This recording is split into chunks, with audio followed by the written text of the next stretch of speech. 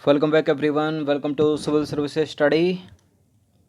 Next test पर आ जाइए यूपी पीसीएस के लिए, और इसमें हम फोकस करेंगे इम्पोर्टेंट हिस्ट्री के प्रश्नों पर। तो चलिए स्टार्ट करते हैं। चलिए क्वेश्चन नंबर 1 पर आ जाइए। निम्नलिखित में से कौन सी पुस्तकें जियाउद्दीन वर्नी द्वारा लिखी गई हैं? फतवा ए जहांदारी और तारीख ए फिरोज शाही। बताइए कौन सी पुस्तकें हैं जो जियाउद्दीन वर्नी के द्वारा लिखी गई हैं? तारीख ए फिरोज शाही तो है, फिरोज शाह तुगलक की आत्मकथा, लिखा किसने? जियाउद्दीन वर्नी ने। और फतवा ए जहांदारी भी है, तो दोनों के दोनों हैं, सी है इसका आंसर। तो फतवा ए जहांदारी और तारीख फिरोज शाही जियाउद्दीन वर्नी द्वारा लिखी गई पुस्तकें हैं। क्वेश्चन नंबर 2 है, निम्नलिखित कथनों पर विचार करना है। 2 स्टेटमेंट है यहाँ पर, बताना कि इनमें से कौन सा करेक्ट होगा। फिरिश्ता एक तुर्की इतिहासकार था। उसकी प्रमुख पुस्तकें तारीख ए फिरिश्ता तथा गुलशन ए इब्राहिम हैं। बताइए फिरिश्ता एक फ़ारसी इतिहासकार था। उसकी पुस्तकें तारीख ए फिरिश्ता तथा गुलशन ए इब्राहिम हैं। करेक्ट है दूसरा वाला स्टेटमेंट। पहले को एलिमिनेट करो तो फिरिश्ता जो है एक फ़ारसी इतिहासकार था। उसकी प्रमुख पुस्तकें तारीख ए फिरिश्ता तथा गुलशन ए इब्राहिम हैं। क्वेश्चन नंबर 3 पर आ जाइए। निम्नलिखित में से किसने रामायण तथा महाभारत का फ़ारसी भाषा में अनुवाद किया था? रामायण तथा महाभारत का फ़ारसी में अनुवाद करने वाला कौन था? चलिए फिरोज शाह तुगलक नहीं था। बताइए इन दोनों में से कौन था? अब्दुल कादिर बदायूनी या जियाउद्दीन बर्नी? इन दोनों में से एक आंसर है, डी भी काट दिया। बताइए। तो देखिए अब्दुल कादिर बदायूनी ने रामायण तथा महाभारत का फ़ारसी में अनुवाद किया। इसके अतिरिक्त जो है मुत्कब उत तवारीख अथवा तारीख ए बदायूनी की रचना भी इसने ही की थी। किसने? बदायूनी ने। ये प्रिंटिंग मिस्टेक हो गई है, ठीक है, ए है इसका आंसर। क्वेश्चन नंबर 4 पर आ जाइए। सल्तनत काल में सराय ए अदल शब्द का प्रयोग निम्नलिखित में से किसके लिए किया जाता था? सराय ए अदल, सल्तनत काल कौन सी सल्तनत? दिल्ली सल्तनत।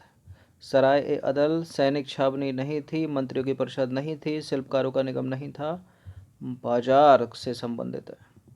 तो बाजार नियंत्रण व्यवस्था को सुचारू रूप से संचालित करने के लिए अलाउद्दीन खिलजी ने सराय ए अदल की स्थापना की थी। सराय ए अदल निर्मित वस्तुओं तथा बाहर के प्रदेशों, अधीनस्थ राज्यों तथा विदेशों से आने वाले माल का बाजार था। विशेष रूप से सरकारी धन से सहायता प्राप्त यह सब्सिडाइज बाजार था। ठीक है। क्वेश्चन नंबर 5 है, निम्नलिखित में से कौन सा अधिकारी अलाउद्दीन की बाजार व्यवस्था से संबंधित नहीं था? इंपॉर्टेंट है प्रश्न।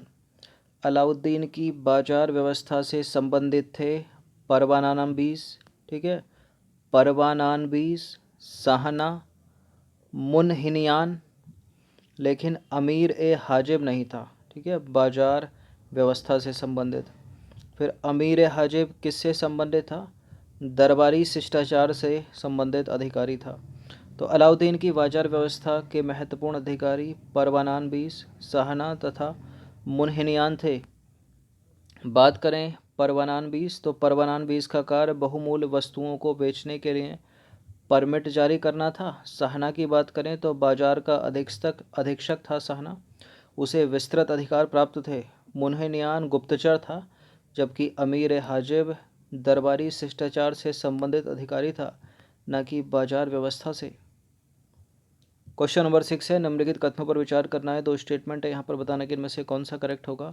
अलाउद्दीन प्रथम सुल्तान था जिसने भूमि की वास्तविक आय पर राजस्व निश्चित किया। जजिया गैर मुसलमानों से लिया जाने वाला कर था।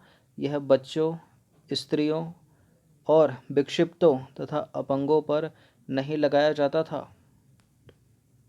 बिल्कुल, जजिया जो है बच्चों, स्त्रियों और दिव्यांगजन मतलब विकलांगों पर नहीं लगाया जाता था। और पहला वाला भी करेक्ट है। अलाउद्दीन वो पहला सुल्तान था जिसने भूमि की वास्तविक आय पर राजस्व निश्चित किया था। करेक्ट है दोनों के दोनों स्टेटमेंट, सी है इसका आंसर। तो अलाउद्दीन वो प्रथम सुल्तान था जिसने भूमि की वास्तविक आय पर राजस्व निश्चित किया। इसने बिस्वा के आधार पर राजस्व एकत्र करने की शुरुआत की।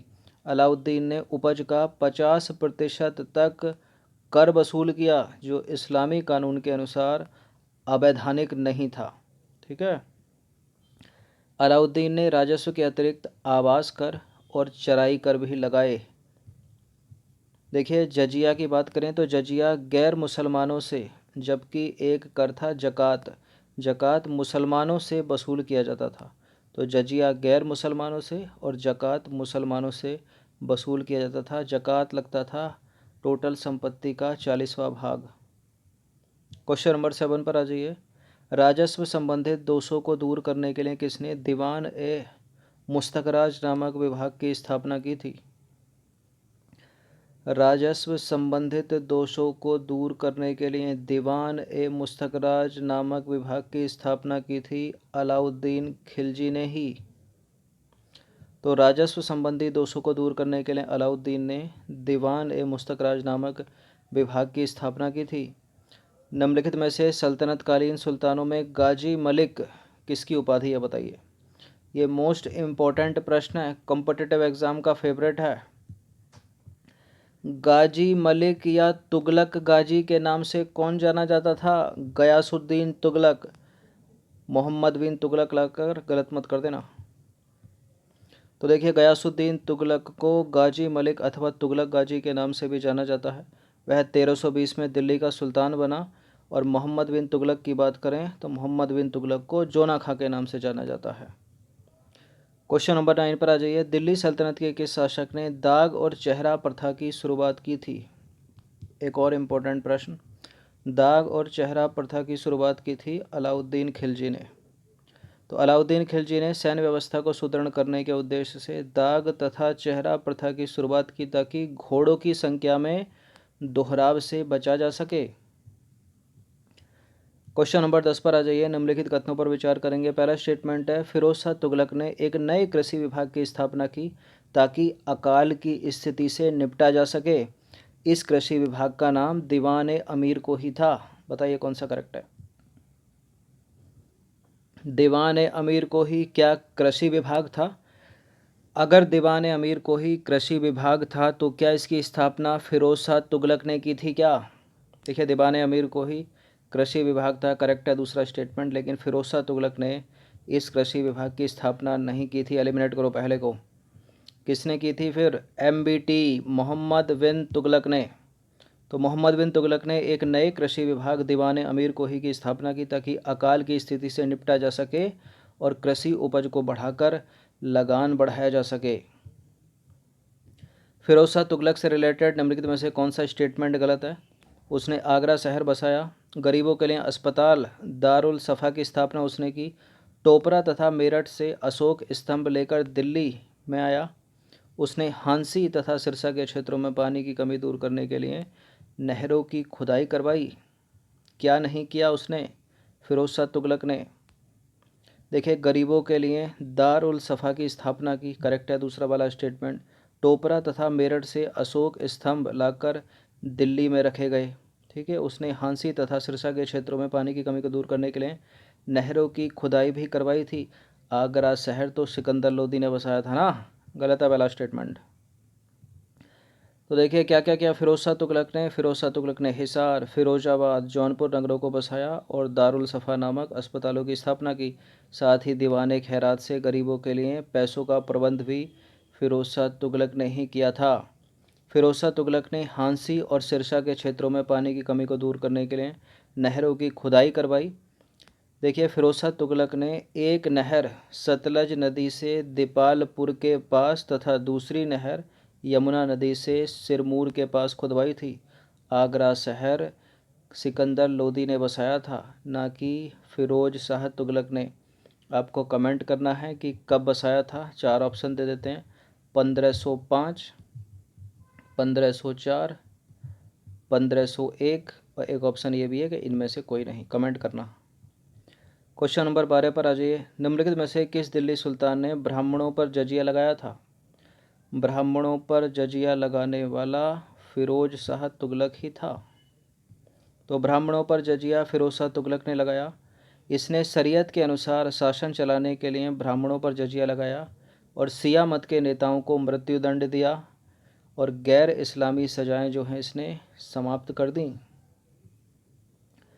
क्वेश्चन नंबर 13 पर आ जाइए। इसने गैर शरीयत हटा दिए सभी पदों को वंशानुगत कर दिया। इसने दासों के लिए एक अलग विभाग दीवान ए बदगान की स्थापना की। यह निम्नलिखित में से कौन था?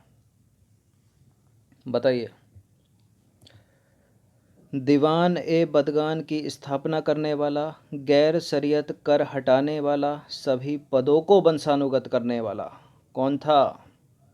गयासुद्दीन तुगलक नहीं था, इल्तुतमिश नहीं था, मोहम्मद बिन तुगलक था या फिरोज शाह तुगलक था? बताइए कौन था? फिरोज शाह तुगलक ही था। तो फिरोज शाह तुगलक ने गैर शरीयत कर हटा दिए, सभी पदों को वंशानुगत कर दिया। इसने दासों के लिए एक अलग विभाग बनाया, उसका नाम था दीवान ए बदगान।